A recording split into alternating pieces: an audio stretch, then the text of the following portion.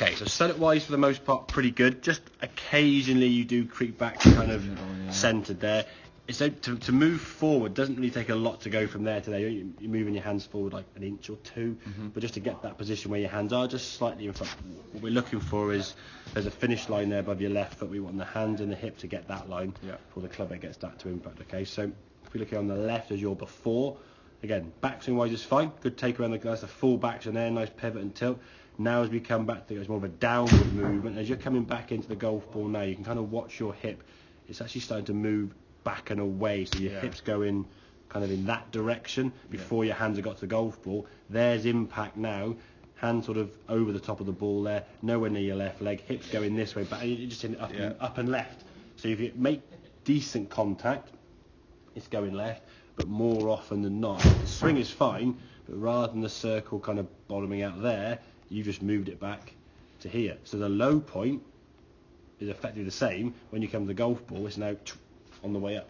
So the feeling you've got to try and get now is you're going to move that stick on the ground here now, as you said, represents kind of how your club's going to be coming down a little bit more. We're not hitting down on it, but the club will be travelling down when your hip and your body move. Exactly, yeah. So as you go back in, now this actually went, I think, 138, this one. So the backswing there, I would say, is definitely shorter, yeah? So you're creating less power than that swing. Okay, now you see the hips moving. Exactly. But as you start moving here now, that hip is starting to move towards target there. As you get into impact, there's your impact. Yeah, good. Perfect. Much better. Yeah, exactly. I mean, you do those two there, your arms bending, you're leaning back, and then in terms of the finish position, your right foot is taking the majority of your body weight there. The left leg, as we said, is leaning backwards this way, whereas on that video we saw that guy's lead leg was there and the front leg was that way. You got it kicking back this way. Look at that finish position. That one there, when you finish over that left shoulder there, that's much more movement onto your right side. Your right heel's even off the ground. Now in time, you'll go from kind of where you are here. Pro now, no? Yeah, exactly. So you're standing off at all. You'll be that way. I think he's 10 years, he says. And you're starting to move that way towards that red line. The same way as I said, if you're throwing a ball, skimming a pebble. So I'll be even more I will be. Yeah, eventually, yeah. I mean, what we don't want to do is move your head further forward and you start doing this motion, because now you're going to be smothering down too steep, okay? Your hips move kind of laterally, get to that finish line, and we pivot and rotate through. And then finish position wise, your chest kind of over that lead foot. At the moment, you're kind of back a little bit, so your right foot's kind of about here, leaning back a little rather than fully up on its toe. And when you finish, there's no one on your toe at all. You through onto your left side a lot more. So, but to be fair, from first lesson a month ago to now and the progression you're making, but your sole objective now when you're on the range is you're working on impact. So the drill we talked about there, I think it on camera now, but you start off club on the start position there now, okay?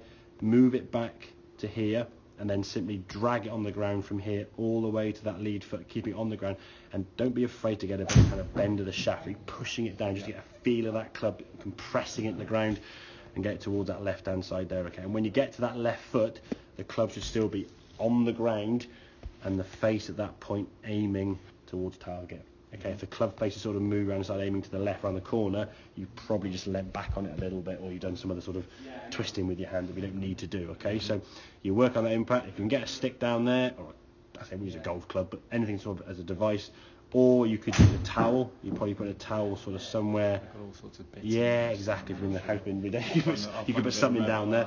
Yeah, and again, a lot of times when I say this to people, they say, "Oh, God, mate, people start looking at me funny." It's like you actually look at the people on the range. A lot of people have these things on the floor. You just don't maybe sort of be aware of it and stuff.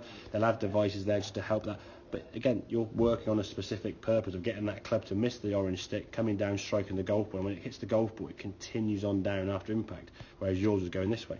Okay, so it's not hit down, but by moving better, your club is tracking down, and it keeps the angle. But and again, the shots you saw, the efficiency, there, 143 yards, with effectively really a less powerful length backswing.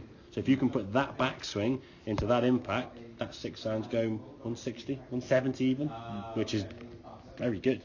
So, okay, mate, makes sense? Yeah. Excellent, good stuff.